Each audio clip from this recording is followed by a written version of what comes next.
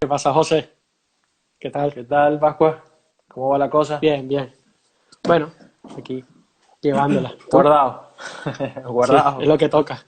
Es Está lo que bien, está toca. bien. ¿Me ves y me escuchas bien, no? Sí. Sí, sí, perfecto, igual, Perfecto. ¿no? Sí, sí. Genial. Sí. Bueno, vamos a esperar unos minutitos más que se conecten. Saludos, Mariela. Hablar hoy con Pascuale, el cual es, bueno, nos conocemos desde hace muchísimos años por el fútbol. Aunque jugábamos en equipos diferentes, Sí, eh, rivales. igual, igual, igual siempre había una unión cuando íbamos a la selección y todo, así que no hay nada de disputa. Eh, Para nada. hoy el tema es súper interesante desde mi punto de vista y de muchos colegas. De hecho, toda esta semana he venido hablando de, de las emociones, tocando un poco temas de psicología. Y bueno, hoy tenemos a Pascuale, el cual es psicólogo deportivo, que ya lleva muchos años ya en esta área de la psicología, sobre todo con futbolistas, tanto en Italia y España, como Fórmula 4, Sí, automovilismo, automovilismo ¿no? en general. Sí, Automovilismo, sí. Yo me quedé con Fórmula 4 porque estaba viendo en tu Instagram de los de Fórmula 4, sí. sí. Sí. Pero bueno, nada, hablar un poco de la importancia de lo que es la psicología, porque mucha gente no lo sabe. Y ahora, en los últimos años, bueno, ya no lo vas a explicar, se ha empezado a sumar muchísimo más la psicología en el deporte, no solo para preparar o ayudar durante una lesión o durante la recuperación, sino durante etapas de estrés que, bueno, que un atleta de alto rendimiento, que ya nos vas a hablar un poquitín, Sí. va a estar bien cargado y hay que canalizarlo porque si no, obviamente va a terminar en una lesión y muchas veces el psicólogo deportivo, por suerte he tenido oportunidad de trabajar con algunos, no contigo directamente, pero con otros, y se hace una íntima relación muy bonita porque llegamos hasta un punto, tratamos al paciente desde una estructura, desde una parte muscular, articular, ligamentosa, pero sin esa ayuda, hablo desde un atleta ya de alto Sí. rendimiento, sin esa ayuda de un psicólogo deportivo se hace un poco cuesta arriba porque siempre, y los que hemos hecho deporte, y los que hacemos deporte, y los que nos hemos lesionado, sabemos la importancia de tener a alguien que desde otro punto de vista, no solo lo físico, te vaya orientando, ayudando para sacarte de ahí. Entonces, bueno, vamos a dar inicio, porque esto se corta en 60 Sí. minutos. Como decía, vamos a hablar con Pascuale, el cual es psicólogo deportivo y tiene mucha experiencia en el área de fútbol y automovilismo. Entonces, ¿qué es en sí digamos, la psicología en el deporte, Pascual? Bueno, José, antes que nada agradecerte por la invitación y por este espacio, ¿no? Siempre es productivo conversar con amigos y con profesionales que están intentando en estos tiempos de cuarentena buscar alternativas para, bueno, para ayudar a deportistas y a otros profesionales del Sí, área del deporte. Como bien dice, bueno, también tenemos la suerte de que la psicología del deporte ha sido aceptada desde hace aproximadamente 10, 15 años, ha venido con una evolución muy positiva, creciendo de manera incalculable, por decirlo de alguna manera. Y bueno, nos hemos visto en esa necesidad de nosotros como psicólogos formarnos para poder dar respuestas a las necesidades de deportistas. Tú mencionabas de alto rendimiento, pero bueno, también trabajamos en otras áreas del deporte, ya sea parte hasta socioeducativa, actividad física en pequeños, en niños, etapas formativas y bueno, ya el alto rendimiento, que es lo que me estás preguntando. La psicología del deporte como tal, ¿no? Como toda ciencia que parte del estudio del comportamiento humano, de la mente, lo que hace es llevar la base teórica de la psicología al rendimiento humano dentro del deporte y la actividad física. ¿Ok? Como te digo, hay diferentes ramas o patas por donde nos podemos ir. Una de ellas es el alto rendimiento, donde buscamos es que el deportista tenga una capacidad de conducta y unas herramientas necesarias para que al momento de ir a la actividad deportiva, bueno, pueda tener un rendimiento óptimo. Eso es el concepto más básico de psicología del deporte en el alto rendimiento. Sí, porque como hablaba toda esta semana con diferentes colegas de diferentes nacionalidades, en diferentes Sí, partes del mundo, muchas veces, y como te decía de inicio, lo que hemos hecho deporte y lo que nos hemos lesionado, yo creo que todavía tengo que trabajarlo porque cuando una preselección de Venezuela, en una sí, sub-14, justo en el campo del centro Ítalo, que estaban recién colocando todo, tuve un esguince de segundo grado y me tardó en recuperarme físicamente, porque yo lo divido así, sí, pues por lo menos un año. Claro, no había la fisioterapia que hay hoy en día.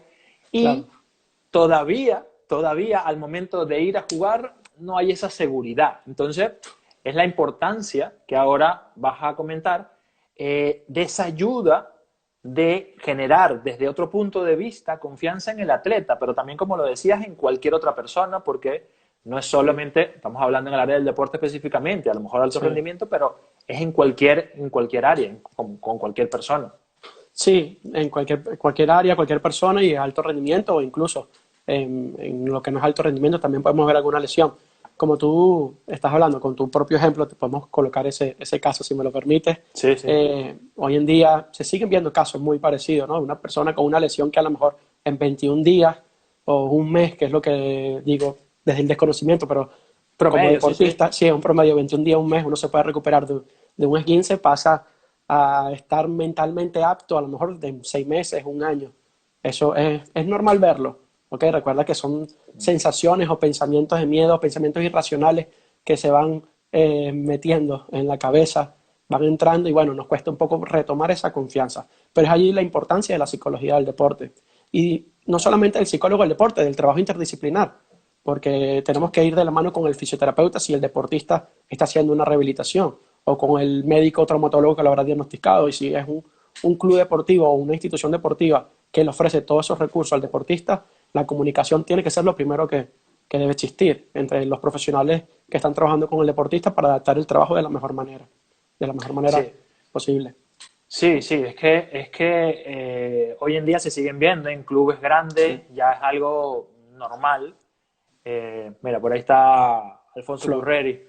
Sí, Es normal ver que están con el fisio, están con el sí, psicólogo, porque si no hay ese apoyo, como tú dices, si no hay esa interrelación entre profesionales, seguramente el paciente, el atleta o la persona que sea va a volver a recaer por esa pérdida de confianza que se pierde. Te lo digo sinceramente, yo no puedo decir que desde esa lesión, porque de esa lesión juego mejor o peor o no, sí, pero sí me cortó y ya ahora, cuando sales de esa etapa, cuando ya estás en otras áreas, entiendes un poco más de que a lo mejor si hubiese en ese momento tenido alguien, a lo mejor, no quiero decir que hubiese sido profesional, porque lo que fue sí, fue, pero no estuviese a lo mejor con esta sensación que a lo mejor al jugar, al ir al choque, tener ese temor de que sí. puedes lesionarte, y es la importancia en realidad del psicólogo. Sí, ya ahí en la mente, bueno, también saber que hace, como te digo, hace 15, 20 años era no difícil, pero eran muy pocos los profesionales Sí. de la psicología del deporte que estaban en instituciones, Bueno, cuando clubes, lo o mío hace 20 y pico, así que... por eso, bueno, vamos más o menos en la misma época, yo tampoco lo tuve, Claro. yo tampoco lo tuve, pero fíjate que mencionabas de cómo no ir a trabar, cómo no ir a una jugada con esa confianza necesaria, ¿no? El problema no es la lesión como tal, el problema es lo que desencadena Mm, la lesión, ¿ok? Lo claro. que te... Ahora te veo que te había perdido, Ahora perdón. sí. Sí, el problema es la lesión y las consecuencias, el post-lesión. El trabajo post-lesión es lo fundamental, porque cuando Claro. tú tienes un miedo a no ir fuerte, no es, tu mente ya no está buscando el éxito o el alto rendimiento. Tú lo que no quieres es lesionarte o Claro. recaer en vez de buscar tu objetivo principal, que es conseguir un éxito o tu mejor desempeño posible. Sí, ¿Sí? ya está ese cerebro reptiliano defendiéndote por sobrevivir claro, solamente. puro y duro, puro y duro. Sí, Entonces, es donde nosotros tenemos que hacer un trabajo cognitivo, una reestructuración cognitiva, lo llamamos nosotros, donde quitamos esos pensamientos irracionales y lo vamos transformando a pensamientos o acciones realistas. ya. Vamos colocando pequeños objetivos. Por ejemplo, si ya entramos netamente en la conversación a cómo lo podemos trabajar, vamos Sí, claro. colocando unos pequeños objetivos muy claros, muy precisos y también flexibles, porque los tiempos de las rehabilitaciones tienen que tener, desde mi punto de vista, ese toque de flexibilidad, porque bueno, uno coloca una fecha estimada, pero si no se llega a esa fecha en las condiciones físicas óptimas, tenemos que readaptar también eso. Y eso no significa que estamos cayendo o estamos retrocediendo. Entonces tenemos que Entiendo. colocarnos esos pequeños objetivos muy realistas para poder retomar esa confianza y esa motivación. Imagínate que cada pequeño objetivo son monedas y bueno, queremos llenar una gran alcancía, una hucha, como dicen aquí en España. Entonces cada moneda te va dando más motivación. Entonces cada objetivo que vas logrando, un escalón que vas subiendo, hasta poder tenerlo lo máximo posible, bueno, y entrar en esa fase ya de lo que es la reincorporación en el deporte. Pero Claro. otro aspecto también que quisiera mencionar del trabajo del psicólogo con los fisioterapeutas es el trabajo en lo que es la adherencia a la rehabilitación. Mm. Porque hay muchos deportistas que previa experiencia han tenido lesiones que ellos mismos han sabido manejar de una manera correcta y adecuada y piensan que la siguiente, si llega a haber alguna otra, también lo pueden hacer así. Y bueno, ese son un poco más dejados con la rehabilitación. Es Y un tema, sí, es sí, un tema que ahora que nombras, interesante porque de hecho he tenido y conozco oficios de clubes sí, importantes, de Atlético de Madrid, sí, Tenerife, y ellos muchísimas veces por la gran cantidad de pacientes o de atletas que tienen que sí, tratar, pues tratan y no ven al paciente como un todo, porque no, a veces no da tiempo. O sea, es un paciente, sí, es un atleta que necesita estar el sábado bien y estamos a jueves y tiene que estar recuperado sí o sí. No importa si la fisiología dice que son 21 días o 2 semanas, sí, no importa, no tiene dolor, vamos para adentro. Entonces, muchas veces las lesiones que se ven hoy en día, precisamente es sí, por eso que tú dices, no respetan los sí, tiempos sí, necesarios, porque por más que sea un atleta, no quiere decir que sea alguien diferente, tiene un metabolismo diferente, sí, pero sigue siendo, teniendo la misma fisiología, la misma anatomía que cualquier persona. Y a veces claro. no se respetan los tiempos. Y si no respetamos esos tiempos y le sumamos a presiones externas que puede tener, ¿no? El deportista, porque sigue siendo un ser humano. Y Eso, mucha gente en el alto rendimiento creo que no es que lo olvidan, sino que la misma necesidad de conseguir un resultado y la presión de un club o de la directiva te llevan a acelerar esos procesos, pero no, es sigue que siendo un ser humano hoy, que tiene hoy familia, tiene sí, hijos, tiene la presión social del, si imagínate que es alguien famoso o alguien reconocido deportivamente que le dice cuando vuelve, que lo estén entrevistando, llamando cada rato, cuándo vas a volver, cuándo vas a que a veces volver. es más la presión, y se ve hoy en día, es más la Sí, presión de cosas externas que del propio club o del propio deporte, más de sí, publicidad que otras cosas. sí, Entonces, aquí el estrés, yo te pregunto, me voy sí, al tema de estrés, el estrés juega un papel importante en no recuperarse, porque lo veo también en consulta a diario, sí, el paciente que tiene un alto grado de estrés genera neurotransmisores no que le impiden mejorar cuando a lo mejor algo que podría mejorar en una semana tarda 3 o un mes o incluso más. sí, y el estrés que se acumula, que después puede causar conductas ansiógenas, que cuando vaya a su ambiente normal de competición o de entrenamiento, veamos un deportista con un nivel de ansiedad altísimo, porque Ya, el estrés acumulado, bueno, todo lo que acumuló, él va a querer desbordarlo después en el campo, pero de claro. manera positiva, pero el distrés que llamamos, si es algo distorsionado, que no es normal, va seguramente a causar una situación ansiosa, ¿no? De ansiedad. Pero bueno, como para eso estamos nosotros, los profesionales de psicología. Como todos, no tenemos Claro. la última palabra, pero sí somos los profesionales adecuados para trabajar todos esos aspectos. Claro. ¿Cuáles son, digamos, los casos, hablando ya en cuanto Sí, a un punto específico, digamos, una lesión sí. en un atleta?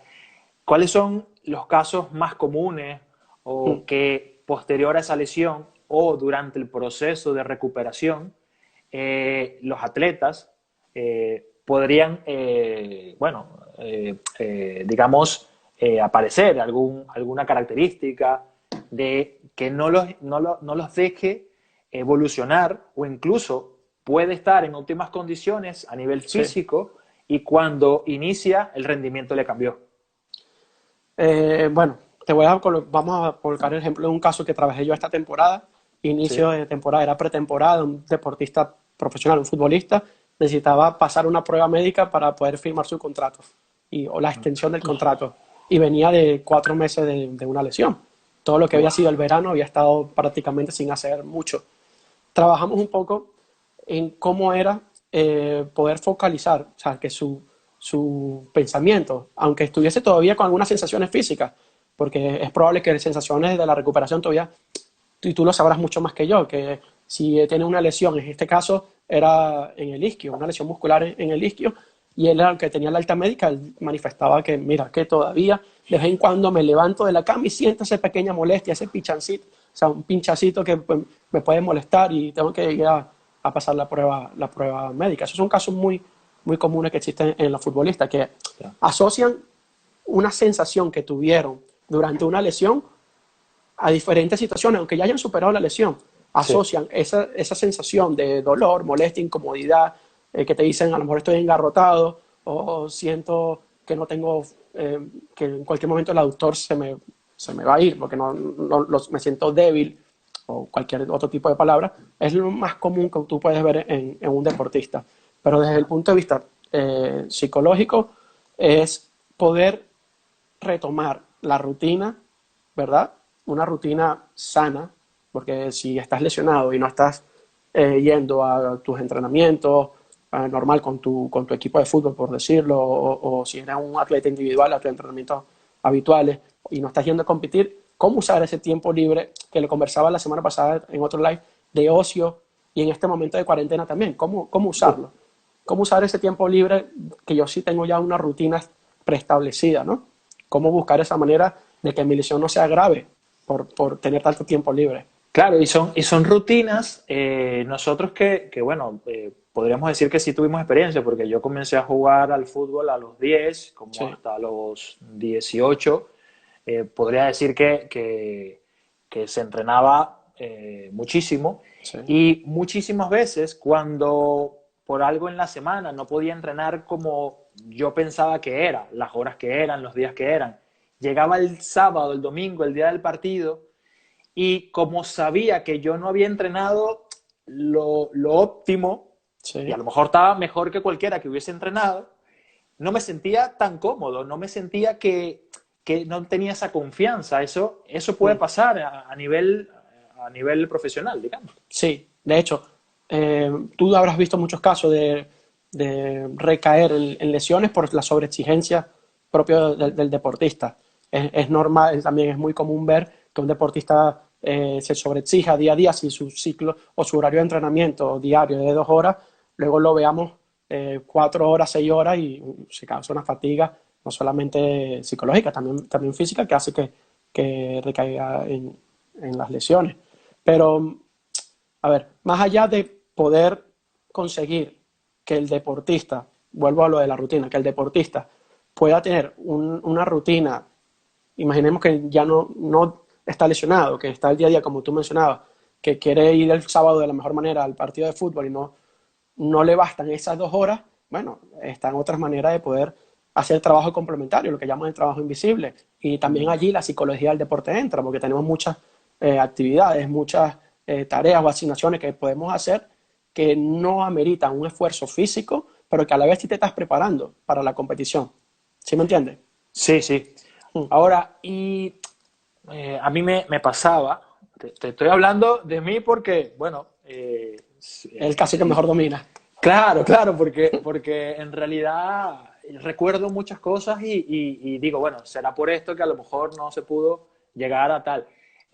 Muchas veces pasaba eso, la pérdida de, por ejemplo, comenzaba el partido y si yo me daban la primera bola y no daba un buen pase, o yo pensaba que no daba un buen pase, ya el partido era Se un acababa. caos, era un caos, Sí. era un caos, Mm. era un caos, pero no era por la parte física, porque estoy seguro que estaba bien, si no era aquí. Entonces, esa concentración es tan importante en todo ámbito, pero Sí, específicamente en el atleta, porque muchas veces el atleta, pues, o sea, hablando de profesional, dependen de su acción, de su eficacia en su deporte sí, para patrocinantes, para una mejor paga, sí. para seguir escalando, digamos, posición dentro del deporte. Sí, bueno, son pensamientos, como mencionábamos, negativos, irracionales que van entrando a la mente a la hora de no ejecutar una acción, pero lo primordial es detenerlo. Es allí, en ese caso específico que tú mencionas que te pasaba a ti, nosotros trabajamos con bueno, poder detener ese pensamiento, ¿no? Y cambiarlo por un pensamiento donde podamos seguir adelante con nuestra acción. Pero Deci- con qué técnicas o si se puede sí, sí, bueno, simplificar un poco? se llama detección o sea, detener el pensamiento, así se llama la técnica. Ya Detección del está. pensamiento negativo, sí, y poder transformarlo a un pensamiento negativo, pero no es decir, bueno, me equivoqué, la próxima no me equivoco. Eso funciona, porque bueno, vas programando neurolingüísticamente tu mente, pero no es solo Ok. eso, es poder centrarte después en la tarea. Cuando un deportista sabe que su foco de atención no es el adecuado en un momento, lo primero que nosotros recomendamos es que se centre en la tarea. O sea, Ya. poder aislarnos, olvídate de lo que pasó anteriormente o trata de focalizarte, porque decir olvídate es muy difícil. Muchas veces Mm. dice, si entregaste un balón mal y era el primero, olvídate.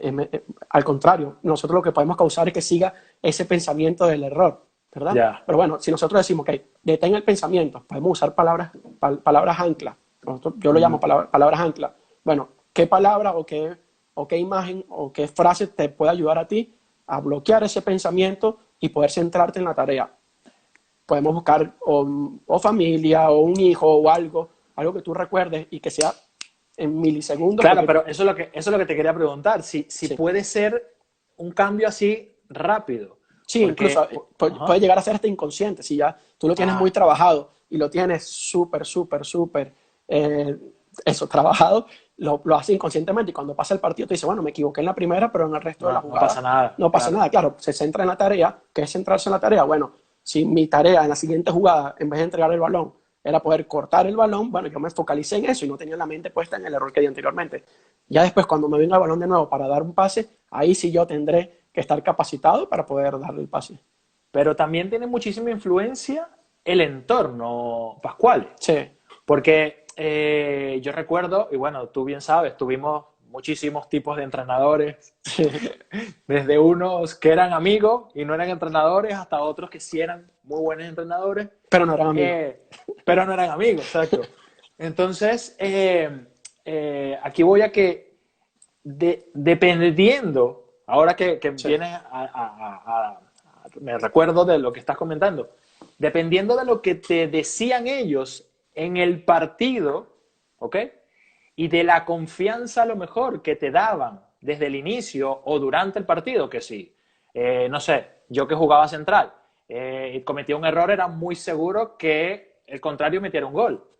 Pero después claro. de eso, dependiendo cómo te lo manejaran, el entorno, desde tus Sí, compañeros hasta el entrenador, por supuesto, que era lo más que teníamos, te daba muchísimo plus en que fuese positivo o que te hundieras y el partido se fuese a lo peor. sí, sí. Sí. Y bueno, claro, es un deporte colectivo, un deporte también de colaboración. Estamos hablando del fútbol, donde no solamente hay un equipo que es tu opositor, pero también tienes unos compañeros que colaboran contigo. Si tienen claro la meta o el objetivo del equipo, lo normal es que, bueno, Mm, aunque te puede haber un reproche, pero hay reproches que yo lo llamo reproches sanos. Mira, no vuelvo a eso, cometer este error porque este error nos puede perjudicar eso. en una acción del partido. Pero luego, yo creo que los cuerpos técnicos hoy en día cada vez son más profesionales.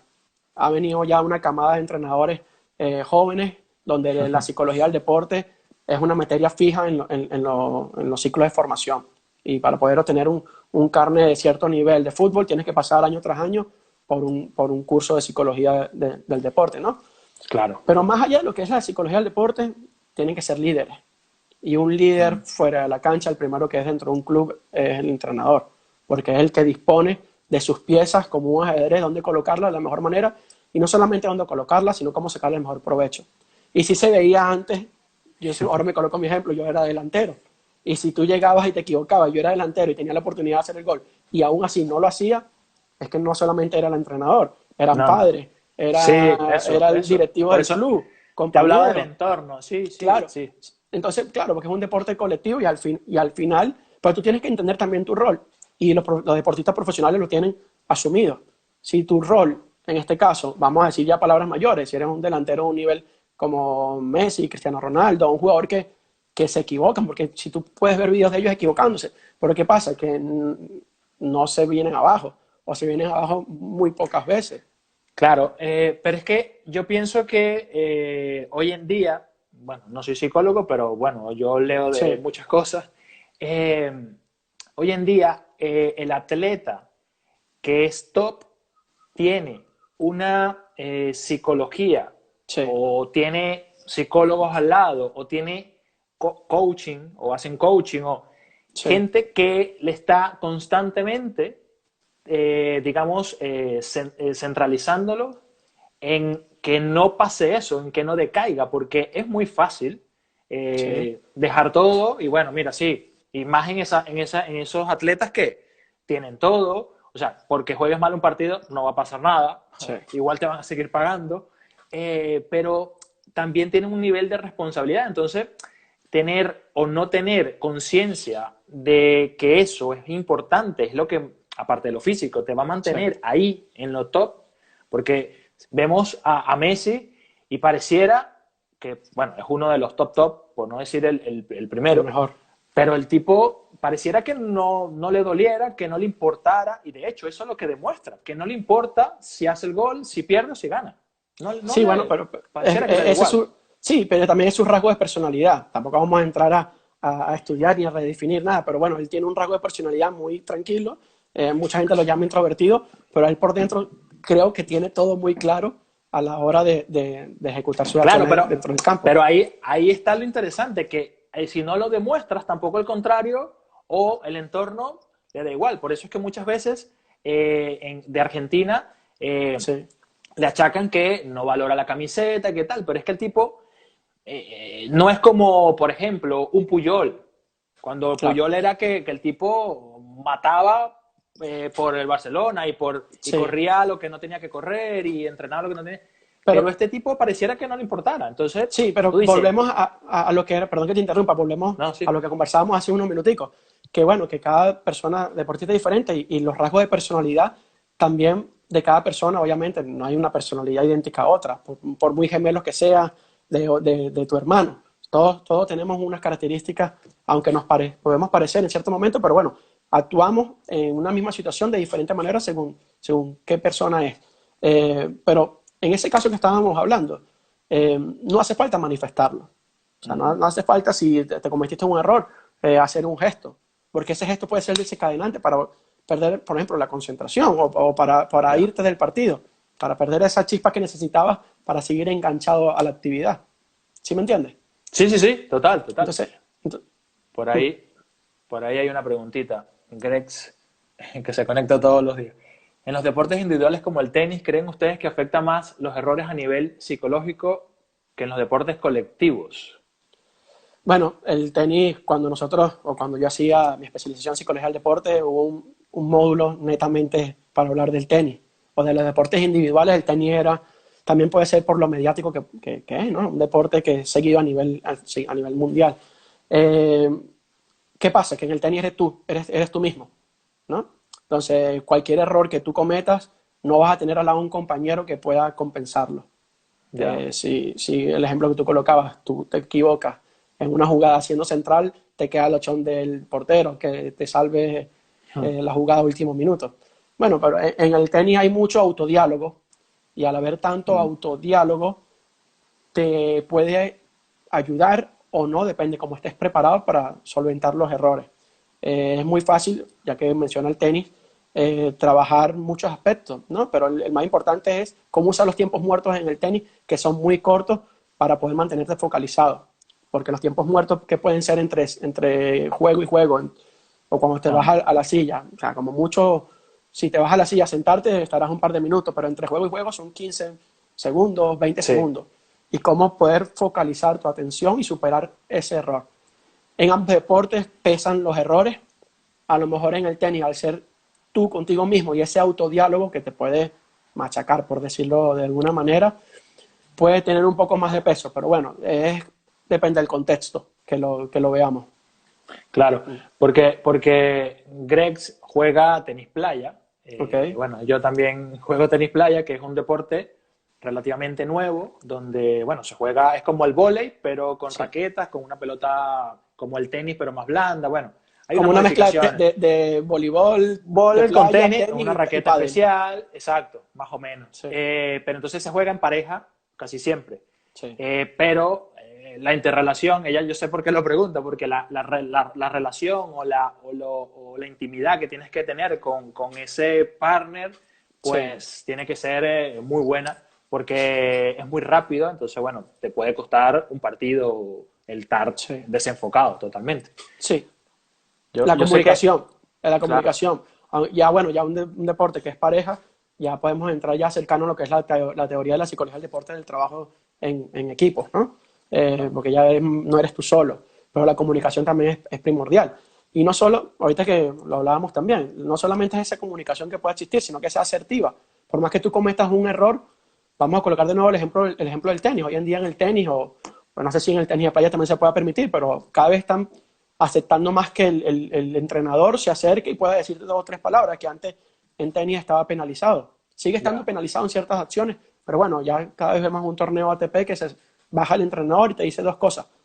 Y ese tiempo, la comunicación tiene que ser muy asertiva, donde tú claro. tienes que saber darle un buen feedback a tu deportista, ¿sí? Sin invadir ese espacio Mm. o ese momento psicológico o Claro. deportivo que está viviendo el No deportista. saturarlo, no Claro, saturarlo, claro. claro. Sí, darle un poco de Sí, feedback, que yo creo que también en fisioterapia se debe hacer y lo deben estudiar, ¿no? Dar ese trabajo o ese feedback positivo, después poder corregir algunas cosas y terminar con algo de nuevo positivo para que, bueno, en esos minutos que tuviste de conversación con tu deportista pueda reajustar algunas cosas. sí, es que no es algo que está fuera de contexto el que saber que todo pensamiento positivo te va a Sí, traer a corto, mediano o a largo plazo algo positivo, algo bueno. sí, Y lo contrario. sí, El tema es que muchas veces, por, no sé, pienso yo, por temas de estrés, por saturación, por el medio ambiente, digo medio sí, ambiente, cualquier sí, el vía, entorno. sí, el entorno como tal, no te permite a veces en un estado, en un deporte específico, pensar positivo. O sea, no te da ese tiempo que tú dices, bueno, ahora voy a respirar, voy a hacer 50 respiraciones y voy a... A veces no te da. Entonces, ¿cómo o qué podría algún atleta que seguro que nos está Sí, escuchando o algún profesional, qué podría que tú nos puedas decir, qué podría servir en ese momento para sacarlo, digamos, rápido de ese encierro, por decirlo de sí. alguna forma, mental?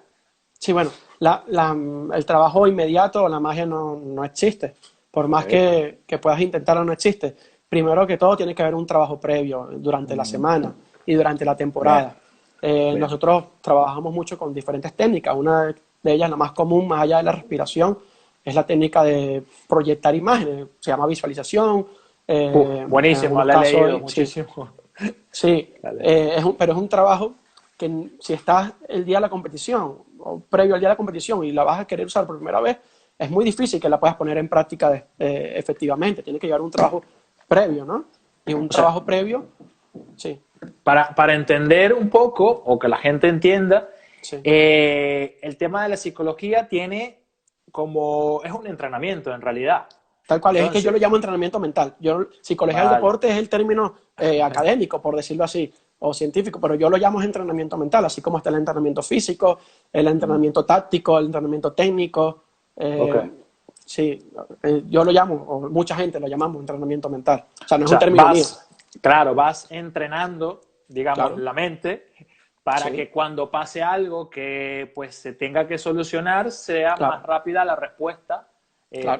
por los Vale, vale, vale, vale. Tal cual, sí, Ok, nosotros, yo con los más pequeños, el ejemplo que siempre coloco, y si hay alguien que ha trabajado conmigo, me habrá escuchado más de una vez decirlo, que la psicología del deporte lo que te va aportando son herramientas. Y si tú eres un carpintero y vas a trabajar y abres tu caja de herramientas, vas a tener una para cada situación. Y la psicología del deporte es igual. Según qué fase o en qué situación deportiva tú estés, tú podrás sacar ciertas herramientas que habrás entrenado con el psicólogo del deporte y ponerlas en práctica. Eh, Independientemente si el resultado después es positivo o no, porque si es un deporte de oposición, y si tú lo lograste muy bien, pero tu equipo perdió, bueno, tú dirás que el objetivo no se cumplió, que era ganar el partido, por decirlo así, pero tu objetivo claro. personal sí se pudo haber cumplido.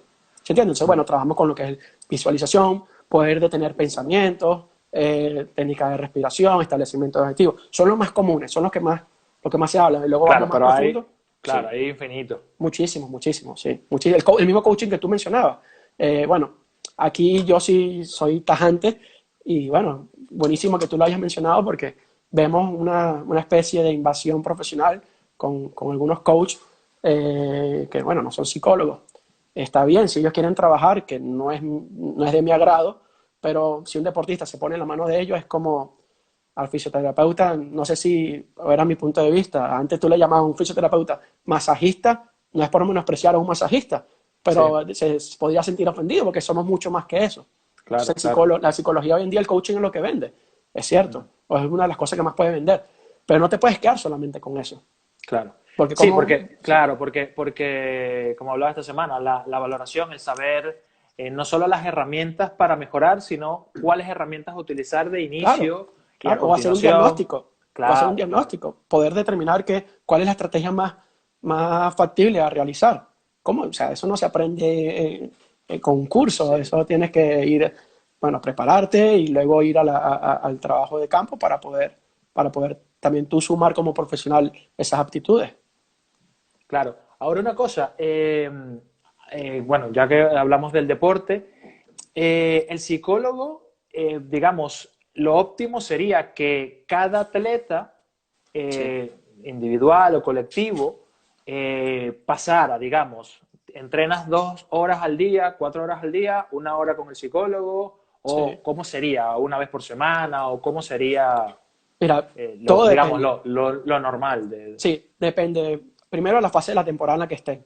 ¿Okay? En pretemporada es muy frecuente ver la presencia del psicólogo en trabajo más frecuentemente. ¿Por qué? Porque es el momento, ah, perdón que volvamos al fútbol, pero bueno, es el momento en el que se hace el grupo, por ejemplo, y es muy Claro, normal ver acciones del psicólogo que no precisamente las hace el psicólogo, pero sí ayuda a la planificación de un preparador físico a una actividad donde incluye acciones o tareas que favorecen la cohesión grupal, a la comunicación, a emerger liderazgo de ciertos jugadores. ¿Sí me entiendes? Entonces, depende de la claro, fase de la temporada. Pretemporada es muy normal y ya luego durante la temporada puede ser algo más de mantenimiento o atajar situaciones específicas de manera individual o de manera colectiva. También depende del cuerpo técnico del club donde estés.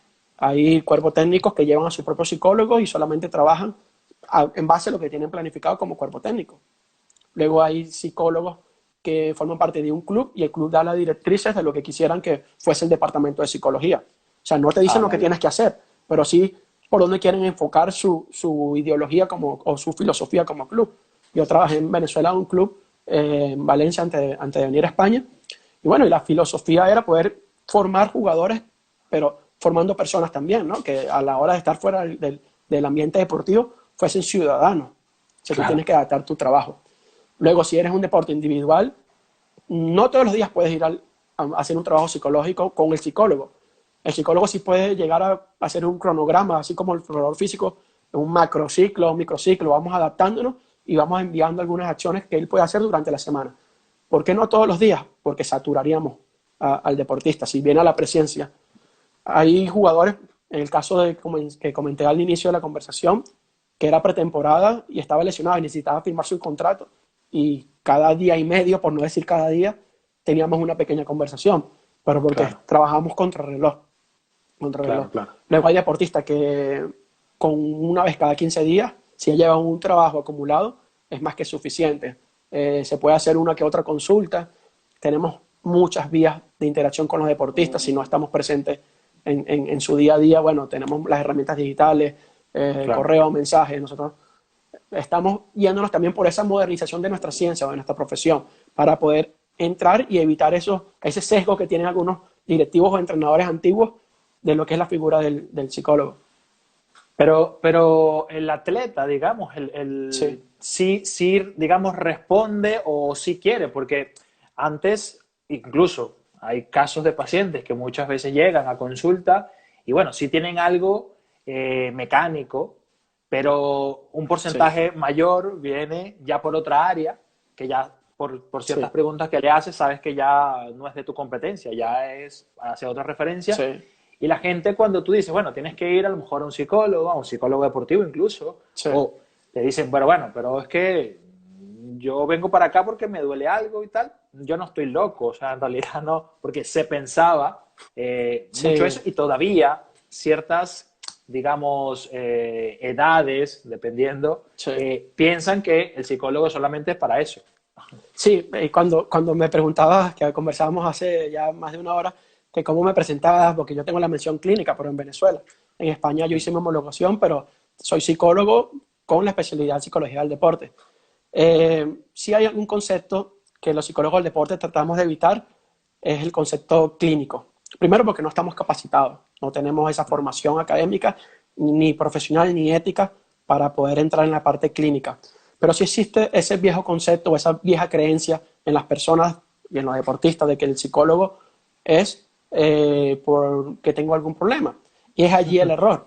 Nosotros creo que es mucho mejor, igual que los fisioterapeutas, hacer un trabajo preventivo que hacer Claro, un trabajo de rehabilitación o de tratamiento. claro, claro, claro. Porque te ahorras tiempo, te ahorras dinero, te ahorras estrés, te consigues más rápido tus objetivos o estás Sí, facultado para conseguirlos más rápido. Pero el concepto de la psicología, no lo digo lamentablemente, pero el concepto de psicología ha estado asociado a enfermedades, trastornos, que es parte de la batalla que los psicólogos del deporte estamos tratando de cambiar. Por eso nosotros cuando definimos el concepto de psicología del deporte no hablamos de trabajar con trastornos ni de problemas, al claro. contrario, es mejorar, optimizar. Siempre tratamos de Claro, usar esas palabras. que posiblemente no quiere decir que no los consigas, porque Seguro, un seguramente deportista, hay. sí, un Claro, deportista es muy común, por ejemplo, si hablamos trastorno de alimentación, por ejemplo, hay muchísimos. ¿Por qué? Porque la obsesión por cuidarse físicamente lo llevan a hacerse ellos un automenú o una dieta que a lo mejor no es la claro. adecuada, o al contrario, van por el exceso de ciertas cosas que no son adecuadas, o estrés postraumático después de una lesión o una situación muy difícil. Un Sí, caso que podemos mencionar, sí, dime. sí te decía, no, un caso, el del Mundial de Francia 98 en la final, que a Ronaldo el fenómeno, la noche anterior tuvo insomnio y tuvo episodios de epilepsia, y él después comenta que era a causa del estrés que le causaba el día siguiente era una final de un Mundial, Y con la edad que ¿entiendes? tenía y todo eso. Claro, claro, ahí entra lo psicológico en lo previo, pero ya luego lo neurológico por el ataque de epilepsia y todo esto Ya. que vino después, ¿verdad? Pero eh, sí pasa, o sea, es una realidad que el psicólogo del deporte se encuentre con patologías clínicas, O sea, muy pocas, o sea, insomnio, trastorno de claro, alimentación, ya sea bulimia, anorexia, estrés postraumático, claro. son O muy sea, ahí frecuentes. podríamos, o podrías a lo mejor, si es posible, enumerar, así como decías, insomnio, tal, algunos síntomas. Sí, Digo esto para darle a lo mejor una luz o unas herramientas a los que nos estén sí, escuchando, si son atletas y tal, porque muchos practicamos deporte y a lo mejor un día pues quieres hacer unos 10K y quieres romper sí. tu propia marca. Yo después del fútbol he recorrido muchos deportes, entonces, ¿sabes? Todos los deportes. Sí, siempre quieres dar al máximo algo y cuando no te da o viene la noche antes de la competencia, por más que sabes que da igual, vas a seguir comiendo, vas a seguir Sí, teniendo tu familia, vas a seguir teniendo dinero, o sea, no te influye nada, pero con todo y todo sigue existiendo ese estrés antes de la competición. ¿Qué síntomas o qué características sí. puede tener una persona antes de una competición? Más o menos Bueno, comunes. psicofisiológicas son la más frecuente, ¿no? sobreactivación, si vemos una persona que normalmente no es una persona muy activa, una persona muy tranquila, porque hay personas que son más activas que otras, por los rasgos de personalidad que hablamos anteriormente, pero si tú ves una excesiva, un nivel de activación muy alto o muy bajo de un deportista, sudoración, si le preguntas alguna cosa en específica a la competición, te responde, pero automáticamente mientras te responde se va a otro tema y va saltando de tema en tema. Si ya son, ¿cómo decirlo? Son puntos claves que tú vas sumando y dices, mira, puede estar este deportista ante una situación específica desde el punto de vista psicológico que es causa previa a la competición.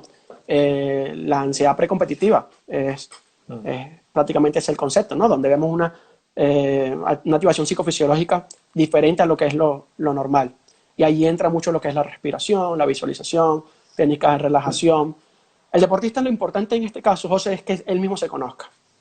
Nosotros cuando enseñamos una técnica de este estilo, por ejemplo, la relajación, la técnica de la relajación muscular, que es la más popular y en la que muchos deportistas habrán trabajado, que hay muchas otras, lo importante es que él sepa, y trabajamos mucho con el fisioterapeuta o con el traumatólogo, porque es una relajación, Seguro.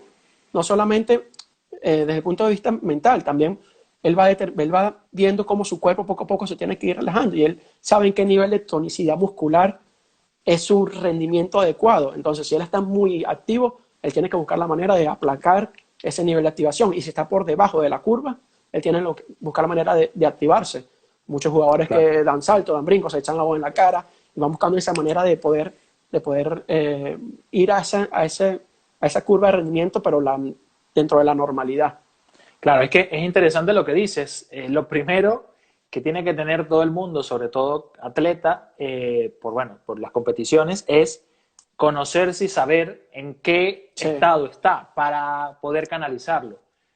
Vuelvo a mi experiencia, dependiendo, a mí me pasaba era depende qué equipo jugara, iba a estar o más exaltado o excitado, incluso si se podría decir, que otro. Sí. A lo Es una mejor el que no excitación. me preocupaba tanto, claro, el que no me preocupaba tanto, a lo mejor estaba más relajado y a lo mejor el juego me iba mejor. A lo mejor el que era más complicado o un equipo más difícil, ahí estaba, más bien, muchas veces estaba sobre por los niveles y también, en ese momento no sabía canalizar nada y posiblemente me iba mal. Entonces, eso es importante, como tú dices, conocerse y para saber qué hacer, bajo un Claro. trabajo previo. Antes tocabas unos temas importantes. Dentro de un equipo o dentro de los deportes de equipo, hay siempre un líder, ¿ok? Sí. Siempre hay un liderazgo, pero muchas veces hay un líder, pero que no es el entrenador, digo hablando de los atletas. Hay un líder, Sí. pero muchas veces hay otras personas que también tienden a ser líder. ¿Cómo se puede manejar eso? Bueno, Porque nosotros, muchas otras tienen... sí, en un equipo pueden haber diferentes líderes y el líder es según el rol que cumplan. Es de estar, o es conocido que en el fútbol el capitán es una figura de liderazgo, pero a lo mejor no es una figura de liderazgo social. Mayormente sí. Cuando digo líder social es que es un líder en sus amigos, que sus compañeros de equipo son más allá de compañeros de equipo, que sabe cómo interrelacionarse con ellos. Pero también hay líderes de tarea. Un líder de tarea, por ejemplo, el que es el encargado de asumir la responsabilidad de patear un penalti. Ese es un líder. Ya. Mira, yo Ah, acepto ese vale. rol. ¿Sí? Se me dice, hay diferentes tipos de liderazgo, obviamente. O sea, partiendo del concepto Sí. de liderazgo, pero según el rol que cumplas, bueno, hay líderes sociales, hay líderes de tarea, como te lo mencioné anteriormente. Lo que no puede haber sean líderes que compitan entre sí por ser líderes. Que es lo que muchas veces se ve incluso a nivel profesional. Sí, bueno, porque ya ahí vamos a lo que es el concepto del ego y la Bueno, motivación. La vale. motivación al ego o la motivación a la acción, a la tarea. Si tu motivación va relacionada a lo que es cumplir con un objetivo para satisfacción grupal, normalmente o decimos que vamos bien.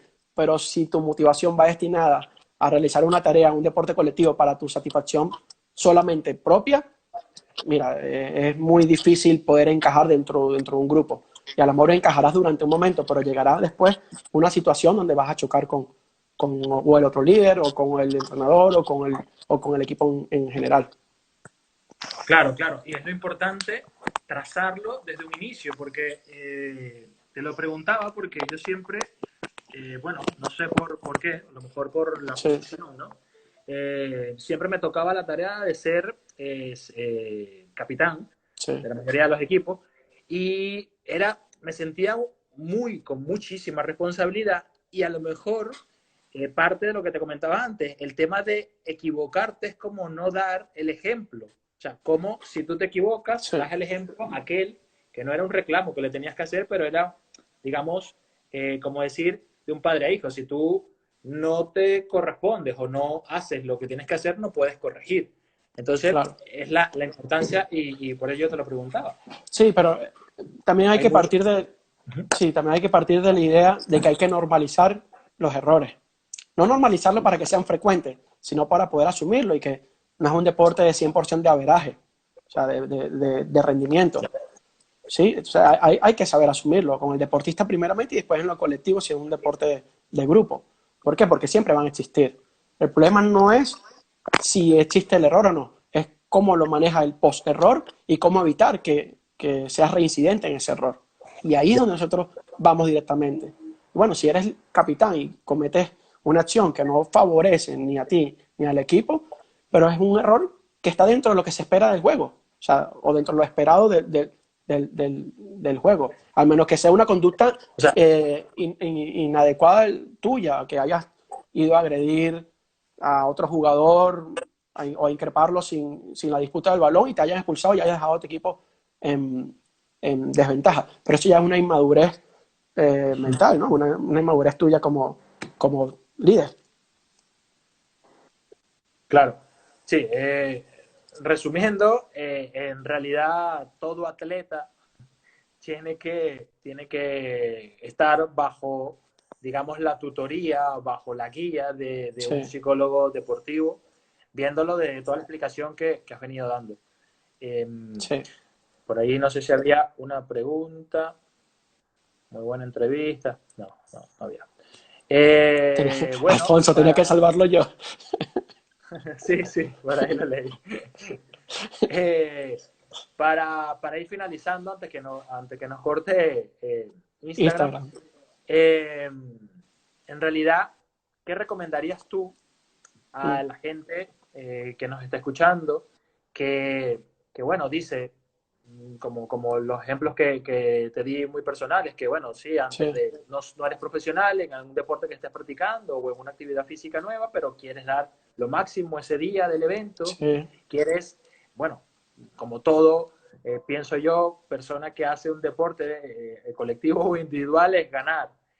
No tener esa presión, ¿qué herramientas podría dar Pascuales, si es posible, sí. aparte de las que has nombrado, qué herramientas podrías darnos para guiarnos a hacer lo mejor posible dentro de tu estructura posible, porque también muchas Sí, veces el rendimiento depende de tu estructura. Si no das más, pues sí, no das más, o sea, tu fisiología. claro. Pero, ¿qué herramientas para no cometer errores y dar el máximo en el deporte?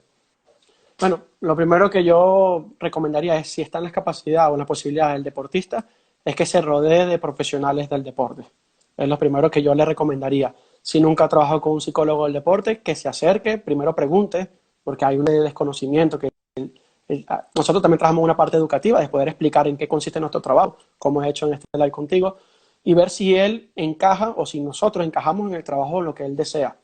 Si es un deportista o una persona que quiere hacer actividad física, uno mismo que después de ciertos años que dejó el deporte federado o de alto rendimiento, quiere mantenerse jugando pádel o hacer un 10K o algo, es poder ser consciente de cuáles son tus capacidades actuales. Y partiendo de allí, cómo tú ajustas tu preparación o tus acciones para cumplir con lo esperado según tu capacidad.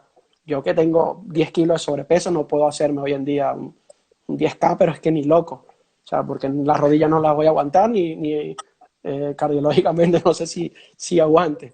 Pero bueno, primero partir de una base muy realista. Si lo que quieres hacer es actividad física normalmente, poder plantearte unos objetivos muy sinceros, muy cortos, que te lleven a otro mediano plazo y a otro largo plazo, y ahí poco a poco subir escalones hasta llegar hasta donde tú te quieras proponer llegar. Puedes fijarte cifras, números, si eres corredor, haces running, bueno, un 10K, comienzo en tantos minutos, ¿cómo lo bajo a tantos minutos? Pero todo es progresivo, de la noche a la mañana es muy difícil conseguirlo. Claro, o sea, plantear objetivos que se puedan cumplir, Sí, entendiendo lo que explicas, sí, plantearse objetivos que se puedan cumplir a corto, mediano y a largo plazo. claro, y que sean flexibles y que sean Claro, realistas. claro, Mm, claro, porque así también entiendo, desde mi punto de vista, es dar autoconfianza de que logras un objetivo y pues vas al siguiente y así Has sucesivamente. dado en la clave, has dado la clave. Conseguir un objetivo es reforzarte, un reforzador súper positivo para uno mismo.